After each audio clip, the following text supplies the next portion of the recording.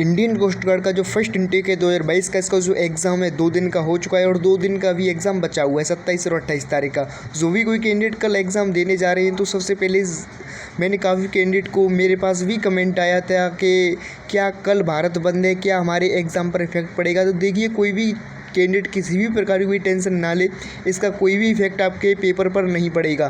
तो आप बिल्कुल डेफिनेटली एग्ज़ाम, आई थिंक बहुत सारे ऐसे कैंडिडेट होंगे अब तक तो पहुंच भी चुके होंगे अपने एग्ज़ाम सेंटर पर। तो आप किसी भी प्रकार की कोई दिक्कत ना लें कि आपका एग्ज़ाम इससे डिले होगा या फिर कोई भी दिक्कत वहाँ पर आएगी।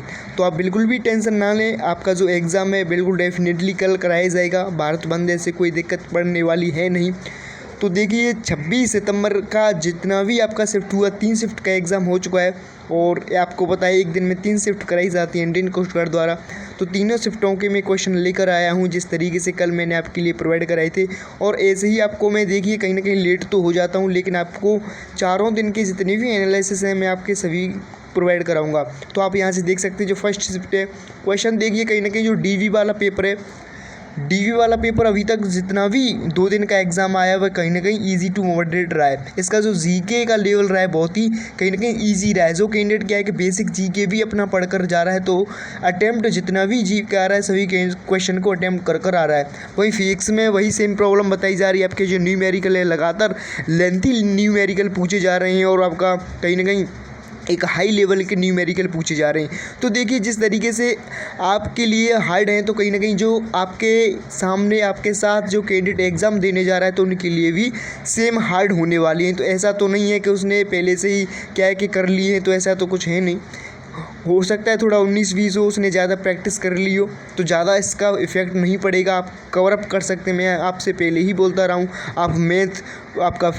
आप मैथ के ज़रिए कवर अप कर सकते हैं भाई, आप जीके के थ्रू कवर अप कर सकते हैं भाई, आप रीजनिंग के थ्रू कर सकते हैं। इंग्लिश आपकी बहुत ही ज़्यादा कहीं ना कहीं ईजी टू मॉडरेट पूछी जा रही है, इतनी हार्ड लेवल की आपकी इंग्लिश नहीं पूछी जा रही है। तो ही आप यहाँ से देख सकते हैं जो जीके का पैटर्न रहा, आप यहाँ से इसको देख पाएंगे।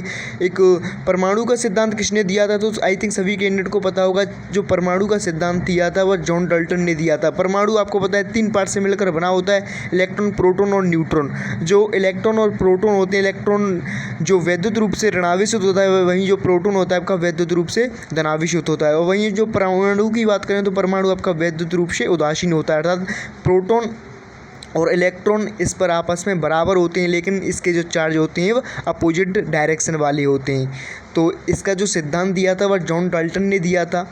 और आगे बढ़ेंगे, हिमालय पर्वत किस राज्य में नहीं पाया जाता है। तो देखिए, अब सेम पैटर्न पर आपका रिपीट हुआ है, जिस तरीके से कल भी यह क्वेश्चन पूछा गया था, आपका जो हिमालय पर्वत है किस राज्य में नहीं पाया जाता, तो आज 2 शिफ्ट में ये क्वेश्चन पूछा गया है और कहीं ना कहीं बार बार रिपीट हो रहा है। तो जो कोई कैंडिडेट 27 अर्थात कल अपना एग्ज़ाम देगा और 28 तारीख को अपना एग्ज़ाम देगा, तो क्या है कि थोड़ा देखिए, आप यहाँ से देख सकते हैं इंडिया इस तरीके से पड़ता है और आपका यहाँ पर ऊपर साइड में ही आपका हिमालय पर्वत पड़ता है। तो ऊपर वाली जितने भी नॉर्थ वाले स्टेट हैं आपका, चाहे जम्मू कश्मीर हो, हिमाचल प्रदेश हो, उत्तराखंड हो, सिक्किम हो, और आपका इधर जो नॉर्थ वाले स्टेट है उनको एक और अवश्य देख जाएँ हिमालय पर्वत से कौन कौन से टच करते हैं। भाई आपका एक इसमें डेफिनेटली होगा उत्तर प्रदेश से, जितने भी नीचे वाले स्टेट हैं, आपका साउथ वाले स्टेट हैं, चाहे आपका पश्चिमी वाले स्टेट हों, तो कहीं ना कहीं उनसे एक क्वेश्चन आपका स्टेट दे देगा। तो जिस तरीके से कल भी दिया गया था उत्तर प्रदेश, तो इसी तरीके से आप यहाँ से देख सकते हैं आज भी यही सेम पैटर्न पर एग्ज़ाम आप यहाँ से देख पाएंगे। उत्तर प्रदेश आज दिया गया था, तो सिक्किम हुआ, उत्तराखंड हुआ, आपका हिमाचल प्रदेश हुआ, यह तीनों हिमालय पर्वत से लगे हुए हैं, लेकिन उत्तर प्रदेश हिमालय पर्वत से नहीं लगा हुआ है। तो इस तरीके से इसका जो राइट आंसर है उत्तर प्रदेश हो जाएगा। नेक्स्ट आंसर आप यहाँ से देख पाएंगे, आनंद मठ किसके द्वारा लिखा गया है। तो जिस तरीके से आपके लिए क्वेश्चन कल भी पूछा गया था, आई थिंक आपका क्वेश्चन पूछा गया था, सारे जहाँ से अच्छा हिंदुस्तान हमारा, तो जितने भी स्लोगन है, जितने भी आपके कहीं ना कहीं जो मोस्ट इम्पोर्टेंट पुस्तक हैं उनको भी एक बार अवश्य देख जाएंगे तो आपका काम हो जाएगा। तो जो आनंद मठ है वह बंकिम चंद्र चट्टोपाध्याय द्वारा लिखी गई थी और आपका जो राष्ट्रीय गीत है वंदे मातरम इसी आनंद मठ से लिया गया है। तो इसका जो राइट आंसर है बंकिम चंद्र चट्टोपाध्याय हो जाएगा, जो बंगाल के प्रसिद्ध लेखक रहे थे। तो ये आनंद मठ भी आपकी बंगाली भाषा में लिखी गई थी। तो स्वतंत्रता आंदोलन से बहुत ही प्रसिद्ध पुस्तक रही थी आपकी यह आनंद मठ। CFT की फुल फॉर्म पूछी गई थी, तो CFT की जो फुल फॉर्म होती है आपकी कॉम्प्लीमेंट फिक्सेशन टेस्ट होती है। तो आप इसको अवश्य देख जाएं, complement fixation test. Bhakra Nangal बांध किस नदी पर स्थित है? तो आपका जो भाखड़ा नागल बांध है वो आपका सतलज नदी पर स्थित है, जो कि हिमाचल प्रदेश में स्थित है। तो आप इस क्वेश्चन को देख जाएं, जितने भी बांध हैं पूछे ही जा रहे हैं आपका, आई थिंक कल भी पूछे गए थे। तो आगे आने वाली जो शिफ्ट है आपका 27 और 28 तारीख को, तो आप अवश्य देख जाएँ कि जितने भी बांध हैं आपका प्रसिद्ध तौर पर, आपके जितने भी नेशनल उद्यान हैं उनको भी अवश्य देख जाएँ। आपका जो काम है कहीं ना कहीं आसान हो जाए। यदि आपके 1 से 2 नंबर भी बढ़ते हैं तो कहीं ना कहीं आपके लिए बहुत बड़ी बात होती है, क्योंकि आपको पता है एक नंबर का आपका बहुत ज़्यादा वेरी करता है। यहाँ पर विद्युत फ्यूज़ का तार किसके कारण गल जाता है? तो आपको पता होगा जो विद्युत फ्यूज़ लगाया जाता है आपका कहीं ना कहीं शॉर्ट सर्किट से बचने के लिए लगाया जाता है। जब हाई वोल्टेज होता है तो कहीं ना कहीं इसका जो विद्युत फ्यूज़ है और पिघल जाता है, इसका जो गलनांक है और उसका जो रेसिस्टेंस है अर्थात इसका जो प्रतिरोध होता है बहुत ही कम होता है। तो इसके कारण यह तार पिघल जाता है, जिससे कि आपके जो जितने भी उपकरण होते हैं आपके घर में लगे हुए जलने से बच जाएं और आपके घर में जितनी भी आग लगने की आशंका है वो कहीं ना कहीं समाप्त हो जाती है विद्युत फ्यूज़ के ज़रिए। जब आपके घर में विद्युत फ्यूज़ लगा हुआ है, वोल्टेज हाई हो जाती है, तो आपका सबसे पहले यह तार जल जाता है और आपके जो विद्युत पावर सप्लाई है बंद हो जाती है। वायु संयंत्र में किस गैस पाई जाती है? तो वायु संयंत्र में आपका मीथेन गैस पाई जाती है। आपको पता होगा इसका जो फार्मूला होता है CH4 होता है केमिकल फार्मूला, और इसे हम मॉर्स गैस भी बोलते हैं। खगोलीय पिंड की प्रकाशीय दूरी कितनी होती है? तो खगोलीय पिंड की जो प्रकाशीय दूरी होती है वो 3.26 प्रकाश वर्ष होती है खगोलीय पिंड में। तो आप जितने भी मैं आपके लिए क्वेश्चन प्रोवाइड करा रहा हूँ इसका विद क्वेश्चन और साथ साथ में आपके आंसर अपने Telegram channel Chaudhary competition classes से में आप जैसे ही सर्च करोगे तो कहीं ना कहीं आप उस पर पहुँच जाओगे। तो डाल दूँगा कल और आज दोनों शिफ्टों के क्वेश्चन इसमें प्रोवाइड करा दूंगा, तो आपके समझ में आ जाएगा पैटर्न की क्या कुछ पैटर्न है। और बहुत सारे ऐसे कैंडिडेट होंगे जो जर्नी तय कर रहे होंगे और लगातार वीडियो देख रहे होंगे किस तरीके के क्वेश्चन पूछे जा रहे हैं। तो फलों को पकाने के लिए किस गैस का प्रयोग किया जाता है? तो फलों को पकाने के लिए एसिटिलीन गैस का प्रयोग किया जाता है। आप इसका एक फार्मूला भी देख सकते हैं। इसका जो केमिकल फार्मूला होता है वह C2 और H2 होता है। कार्बन के 2 और वहीं हाइड्रोजन के 2 इसमें मॉलिक्यूलर होते हैं। तो फलों को पकाने के लिए एसिटिलीन गैस का प्रयोग किया जाता है। तो इस तरीके के क्वेश्चन आपके नॉर्मल ही पूछे जा रहे हैं, जिस तरीके से मैंने आपको बताया था। मैथ की बात करें तो आपका ट्रिग्नोमेट्री से संबंधित क्वेश्चन पूछे गए, आपका साइन और कोस थीटा से क्वेश्चन पूछे गए, आपका अर्थमेटिक से क्वेश्चन पूछे जा रहे हैं, नंबर सिस्टम से क्वेश्चन बन ही रहे हैं, प्रॉफिट एंड लॉस से क्वेश्चन पूछे जा रहे हैं, आपका ट्रायंगल से क्वेश्चन पूछे गए, रेशियो एंड प्रोपोर्शन से क्वेश्चन पूछे गए। आपका GD जो जनरल ड्यूटी वाले कैंडिडेट है उनका जो मैथ है थोड़ा कहीं ना कहीं DB वाले से अलग रहता है। आपका लिमिट पूछी जा रही है, इसमें आपका स्टैटिस्टिक्स पूछी जा रही है, क्योंकि आपको पता होगा जो DB का तो कॉमन ही पेपर है। आपका जो कैंडिडेट GD के लिए अप्लाई किए हैं, जो कैंडिडेट यांत्रिक के लिए अप्लाई किए हैं, तो उनका जो पेपर है कहीं ना कहीं कॉमन ही होगा सभी के लिए, तीनों के लिए एक। लेकिन GD के लिए जब आपका सेकंड पेपर होगा तो आपको अलग पेपर दे दिया जाएगा, वहीं यांत्रिक का होगा उनको भी अलग पेपर दे दिया जाएगा। इस तरीके से उनका पैटर्न होता है। तो GD का आप यहाँ से देख सकते हैं स्टैटिस्टिक्स पूछी गई थी, आपका डिफरेंशिएशन पूछा जा रहा है, आपका vector, circle, parabola, hyperbola, ellipse, ये सब कुछ पूछे जा रहे हैं। ट्रिग्नोमेट्री, मीडियन से संबंधित क्वेश्चन पूछे गए थे। आपका रीजनिंग की बात करें तो रीजनिंग जिस तरीके से कल पूछी गई थी, आपका blood relation, coding and decoding, जितने भी क्वेश्चन देखिए कहीं ना कहीं आपका इस तरीके से क्वेश्चन पूछे जा रहे हैं, वॉच वाले क्वेश्चन पूछे जा रहे हैं। अर्थात किसी घड़ी में इतने बज रहे हैं, 12:05 हो रही हैं, तो किस तरीके का एंगल बनेगा। और यदि 5 फरवरी 2016 को शुक्रवार था तो 5 फरवरी 2018 को कौन सा वार होगा? इस तरीके से आपके रीजनिंग में क्वेश्चन पूछे जा रहे हैं। तो देखिए कहीं ना कहीं आपके लिए ही बेनिफिट होगा। आप इस तरीके से जितने भी पैटर्न पर आधारित क्वेश्चन होते हैं आप इन पैटर्न को अवश्य देख जाएं। आप इस थोड़ा भी बहुत अवश्य देख जाएंगे एग्ज़ाम से पहले। तो कहीं ना कहीं आप जब आपके एग्ज़ाम में ये क्वेश्चन आएंगे तो डेफिनेटली आप इनको राइट कर आएंगे, तो आपके लिए बेनिफिट होगा। इसमें नेगेटिव मार्किंग है नहीं, तो कहीं ना कहीं आप एक सही अप्रोच के साथ सही क्वेश्चन लगा सकते हो। फिगर से क्वेश्चन पूछेंगे, आपका आकृति से क्वेश्चन पूछे जा रहे हैं, मैं आपको बता ही चुका हूँ। वॉच से संबंधित क्वेश्चन पूछे जा रहे हैं, आपका एंगल वगैरह। और वहीं इंग्लिश की बात करें तो इंग्लिश का पैटर्न वही आ रहा है, आपकी फिल इन द ब्लैंक्स आ रही हैं, आपका नरेशन हुआ, चाहे आपकी सिनोनिम्स एंड एंटोनिम्स पूछी गई थी। पता नहीं जो झील थी इसकी जो सिनोनिम्स थी या फिर एंटोनिम्स पूछी गई थी, लेकिन यह आपके पेपर में आज आया था फर्स्ट शिफ्ट में। तो झील अर्थात इसका जो सिनोनिम्स हो जाएगा वह एंथुजियास्टिक हो जाएगा। और वहीं आप नाउन एंड प्रोनाउन से संबंधित क्वेश्चन पूछे गए थे। नरेशन में आपको बता ही चुका हूँ, एक्टिव एंड वॉइस से संबंधित आपके क्वेश्चन पूछे जा रहे हैं। साथ साथ में आपका फिल इन द ब्लैंक से क्वेश्चन पूछे जा रहे हैं, जिसमें आपका डिग्री हो, चाहे आपका नाउन हो, प्रोनाउन हो, एडजेक्टिव हो, आपका एडवर्ब हो, आर्टिकल हो और कंजक्शन हो, इनसे संबंधित क्वेश्चन पूछे जा रहे हैं। फिजिक्स की बात करें तो आपका फिजिक्स में 15 से 20 क्वेश्चन, जिस तरीके से कल भी कैंडिडेट बता रहे थे आपकी जो फिजिक्स है, सेम वही पैटर्न देखने को मिल रहा है। फिजिक्स आपकी कहीं ना कहीं हार्ड ही देखने को मिल रही है। तो आप क्या है कि यदि आपको क्वेश्चन लगे आप ये क्वेश्चन हार्ड है, हम इसको बाद में करेंगे, तो आप यही पैटर्न अपनाएं।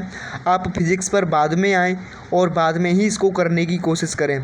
और डायमेंशन, विस्कोसिटी की डायमेंशन पूछी गई थी, तो विस्कोसिटी की डायमेंशन आप यहाँ से देख सकते हैं। इसकी जो डायमेंशन होती है ml1 T⁻⁻1, इस तरीके से आपकी विस्कोसिटी अर्थात श्यानता की विमा होती है। जो लिक्विड होता है अर्थात जो द्रव होता है, द्रव की परतों के मध्य जो बल लगता है तो उसे हम श्यान बल बोलते हैं। इस तरीके से इसकी जो डेफिनेशन होती है, कल भी विमा पूछी गई थी, कल डेंसिटी की विमा पूछी गई थी। तो विमा लगातार आपकी पूछी जा रही है, तो विमा आप एक बार अवश्य देख जाएं। यदि आपका कल एक पेपर है या फिर आपका आने वाले 28 तारीख को है, तो भी आप जितनी भी विमाएँ उनको अवश्य देख जाएँ, क्योंकि आपको विमाएँ एक नंबर पूरा देकर ही जाएगी।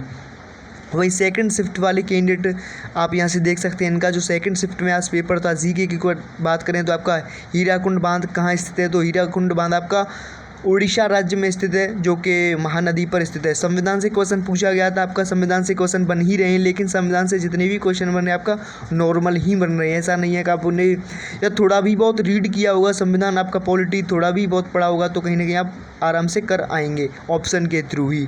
वहीं सिनोनिम्स एंड एंटोनिम्स पूछे जा रहे हैं। आपका इंग्लिश में ट्रांसपेरेंट का पूछा गया था, पारदर्शी होता है इसका जो आंसर होता है, तो आप लगा सकते थे। यदि आपका जो भी आपके एग्ज़ाम में पूछा गया हो, चाहे आपका एंटोनिम्स पूछा गया हो, चाहे आपका सिनोनिम्स पूछा गया हो, फिल इन द ब्लैंक्स पूछी जा रही हैं। जिस तरीके से मैंने आपको बताया था 4 से 5 आपकी फिल इन द ब्लैंक्स पूछी जा रही है। वहीं आपका वन वर्ड सब्स्टिट्यूशन पूछा जा रहा है, वहीं एंडम्स एंड फ्रेज पूछे जा रहे हैं। अब मैथ की बात करें तो मैथ का लगभग पैटर्न सेम ही रह रहा है, रीजनिंग का भी पैटर्न सेम ही है, फिजिक्स का पैटर्न भी सेम ही है, जिस तरीके से फर्स्ट शिफ्ट एंड 26 तारीख को पूछा गया था। जीके के क्वेश्चन मैं आपको बार बार बताता हूँ, आपके जो जीके बहुत ही नॉर्मल क्वेश्चन पूछे जा रहे हैं। डीवी में आपका थर्ड शिफ्ट की बात करें तो थर्ड शिफ्ट में आपका भारत के 2 बार राष्ट्रपति कौन बने हैं, तो भारत के अब तक के जो 2 बार राष्ट्रपति बने हैं वह एक ऐसे ही राष्ट्रपति हैं, वो डॉक्टर राजेंद्र प्रसाद हैं, जो भारत के पहले राष्ट्रपति थे। तो आप आराम से इसको लगा सकते हैं, जो कि सन 62 तक रहे थे, 47 से लगा कर रहे हैं। देखिए कहीं ना कहीं जो चुनाव हुआ था 52 में ही हुआ था। भारत की सबसे लंबी नदी पूछी गई थी, तो भारत की जो सबसे लंबी नदी है वह गंगा नदी है। वहीं विश्व की सबसे लंबी नदी की बात करें तो आपकी नील नदी पड़ने वाली है। तो आराम से आप यहाँ से देख सकते हैं। यदि एशिया की सबसे लंबी नदी पूछी तो आप यहाँ से आराम से इसको करें, यांगहो कर सकते हैं आराम से। यांगटीसी नदी पड़ती है जो कि चीन में पड़ती है। वहीं स्वतंत्रता का अधिकार किस अनुच्छेद में है, तो स्वतंत्रता का जो अधिकार है 19 से आपके 22 अनुच्छेद में मिलता है। आपको पता होगा यह जो पार्ट्स है पार्ट 3 में पड़ता है। राइट टू फंडामेंटल राइट्स जो पढ़ते हैं आपके अनुच्छेद 13 से और आपके कहीं ना कहीं 32 तक पढ़ने वाले हैं। जितने भी फंडामेंटल राइट होते हैं आपको पता होगा 6 फंडामेंटल राइट हैं।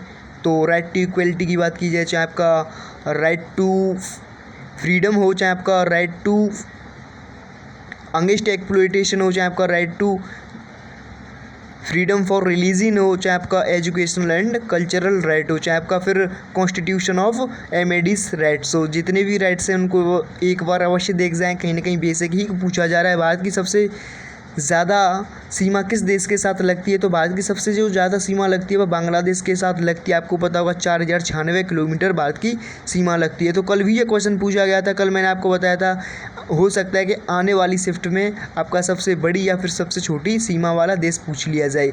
तो सेम यही पैटर्न देखने को मिला है। कल पूछा गया था बांग्लादेश के साथ कौन सा राज्य नहीं लगता है, तो मैं आपको कल ही बताया था कि कुल मिलाकर बांग्लादेश के साथ 5 राज्य लगते हैं। आपका असम हो, चाहे आपका मिज़ोरम हो, त्रिपुरा हो, मेघालय हो, आपका पश्चिम बंगाल हो, ये सभी क्या है कि बांग्लादेश के साथ सीमा बनाते हैं। हिमालय पर्वत निम्नलिखित में से किस राज्य से नहीं लगता है, तो देखिए बार बार यही क्वेश्चन रिपीट हो रहा है और कहीं ना कहीं आपका जो राज्य है बार बार बदल कर दिए जा रहे हैं। तो लेकिन एक इसमें से ऐसा राज्य डेफिनेटली होगा जो कि कहीं ना कहीं या तो फिर आपका साउथ वाला स्टेट दिया होगा या फिर आपका मिडिल वाला स्टेट दिया गया होगा डेफिनेटली। तो आराम से आप फाइंड आउट कर सकते हैं अपनी जो एग्ज़ाम स्क्रीन है वहाँ पर। और कांसा किसकी मिश्र धातु है, तो जो आपका जो कांसा होता है कॉपर और टीन की मिश्र धातु होती है कांसा। तो क्वेश्चन कहीं ना कहीं जो डीवी का पेपर है देखिए कहीं ना कहीं इजी ही पूछा जा रहा है। जीडी की बात करें तो जीडी में आपका जो फिजिक्स है, फिजिक्स आपकी थोड़ी हार्ड लेवल की आ रही है। वहीं मैथ की बात करें तो मैथ आपका मॉडरेट लेवल पूछा जा रहा है। वहीं इंग्लिश की बात करें तो ईजी टू मॉडरेट जा रही है। रीजनिंग की बात करें तो रीजनिंग में यदि आपने अधिक प्रैक्टिस की गई होगी तो कहीं ना कहीं आप डेफिनेटली आराम से फाइंड आउट कर पाओगे रीजनिंग के क्वेश्चन। रीजनिंग का पैटर्न मैंने आपको बता ही दिया है किस तरीके से क्वेश्चन पूछे जा रहे हैं। तो एक सही अप्रोच के साथ आपको क्या है कि कल आपका एग्ज़ाम है, जो भी कैंडिडेट फर्स्ट शिफ्ट या फिर सेकंड शिफ्ट या फिर थर्ड शिफ्ट में अपना पेपर देंगे तो मैं डिस्क्रिप्शन में अपना व्हाट्सएप नंबर दे दूंगा, वहाँ से अपने क्वेश्चन शेयर कर सकते हो, जिससे कि जो कैंडिडेट आगे आने वाले समय में अपना एग्ज़ाम देंगे तो उनको एक फ़ायदा मिल जाए, उनको एक पैटर्न पता चले कि किस तरीके का पैटर्न पूछा जा रहा है एग्ज़ाम में। तो फिलहाल आज इतना ही, कल फिल्म बनाएंगे आपके कल के क्वेश्चन लेकर। थैंक्स, जय हिंद। और देखिए पीडीएफ है, पीडीएफ में आपको ऑलरेडी बता चुका हूँ कि अपने टेलीग्राम पर डाल दूंगा, वहाँ से आराम से इसको देख सकते हो विद आंसर। जय हिंद।